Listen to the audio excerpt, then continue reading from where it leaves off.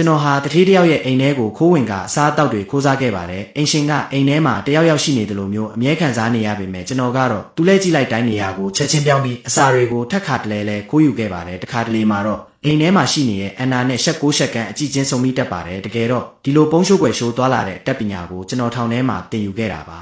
ကျွန်တော်ဟာနမီကြီးတက္ကသိုလ်တစ်ခုကပွဲရခဲ့သူဖြစ်ပေမဲ့တာမန်ဘဝမှာနေထိုင်မဲ့အစားနေတိုင်းတခြားလူတွေရဲ့အိမ်ထဲကိုခိုးဝင်နေထိုင်ခဲ့ပါတယ်သူတို့ရဲ့သွားပုတ်တံကိုတုံးတယ်သူတို့ရဲ့ရေချိုးခန်းထဲမှာရေချိုးတယ်နှစ်ပေါင်းများစွာကြာအောင်သစိမ်းတွေရဲ့အိမ်မှာနေထိုင်ခဲ့ပေမဲ့ဘယ်သူမှကျွန်တော်ကိုတတိမထားမိခဲ့ပါဘူးဘာလို့လဲဆိုတော့ကျွန်တော်ဟာကိုယ်ပိုင်ပေါင်းနေထိုင်နည်းကိုဖန်တီးခဲ့လို့ပါပဲ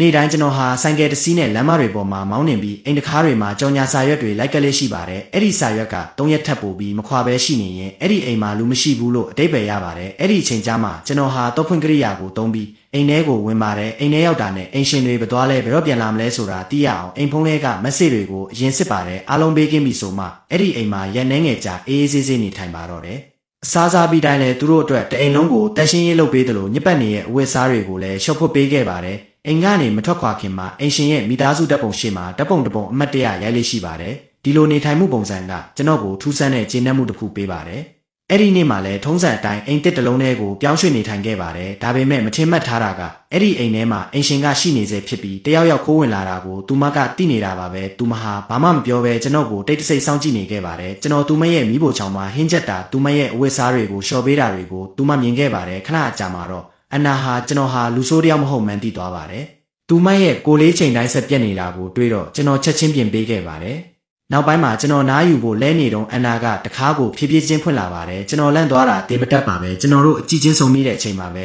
အိမ်ဖုန်းကရုတ်တရက်မြည်လာပြီးထေးကြီးရဲ့ဒေါသတက်ကြီးအော်ဟစ်တန်ကဖုန်းထဲကနေထွက်လာပါတယ်။ကျွန်တော်လည်းကြောက်ကြောက်လန့်လန့်နဲ့ပစ္စည်းတွေတင်ပြီးပြေးခဲ့ပါတယ်။ဒါပေမဲ့အန်နာရဲ့မျောလင်းချက်ကင်းမဲ့စွာအော်ဟစ်တန်ကိုကြားလိုက်ရတယ်။သူမရဲ့မျက်နှာပေါ်ကဖူးရောင်ညုံမင်းရဲ့ဒဏ်ရာတွေကိုမြင်လိုက်ရတဲ့အခါသူမရဲ့ခင်ပွန်းဟာနှိမ့်ဆက်တက်သူမှန်ကျွန်တော်သိလိုက်ပါတယ်ဒါပေမဲ့သူမကိုကူညီဖို့အချိန်မရှိတာကြောင့်ဆိုင်ကယ်နဲ့အဝေးကိုမောင်းထွက်ခဲ့ပါတယ်ဒါပေမဲ့သူမရဲ့အကူညီမဲ့နေတဲ့အကြည့်တွေကကျွန်တော်စိတ်ထဲကနေထွက်မသွားတာကြောင့်ကျွန်တော်ပြန်လှည့်လာခဲ့ပါတယ်ကျွန်တော်ပြန်ရောက်တဲ့အချိန်မှာတထေးကြီးကအန်နာကိုဖမ်းဆွဲပြီးအော်ဟစ်ရိုက်နှက်နေတာကိုတွေ့လိုက်ရပါတယ်အဲ့ဒါကကျွန်တော်ရဲ့ဒေါသကိုအထိုးထိပ်ရောက်စေခဲ့ပါတယ်သူပြင်ထွက်လာအောင်ကျွန်တော်ခြံထဲမှာတမင်တကာစူညံတန်တွေလုပ်ခဲ့ပါတယ်သူပြင်ထွက်လာတာနဲ့ဘာမှမစင်စားပဲကောက်တီးရိုက်တံကိုဆွဲယူပြီးသူလဲကျသွားတဲ့အထိရိုက်နှက်လိုက်ပါတယ်ကျွန်တော်ချက်ချင်းထွက်မပြေးပဲဆိုင်ကယ်အင်ဂျင်တန်ကိုတမင်တကာကြဲကြဲလောင်လောင်မြည်အောင်လုပ်ခဲ့ပါတယ်အဲ့ဒီအတန်ကိုကြားတော့အန်နာထွက်လာပြီးကျွန်တော်ဆိုင်ကယ်ပေါ်တက်လိုက်ပါတယ်အဲ့ဒီအချိန်နဲ့စပြီးအန်နာဟာကျွန်တော်ရဲ့ပုံအောင်လဲလဲ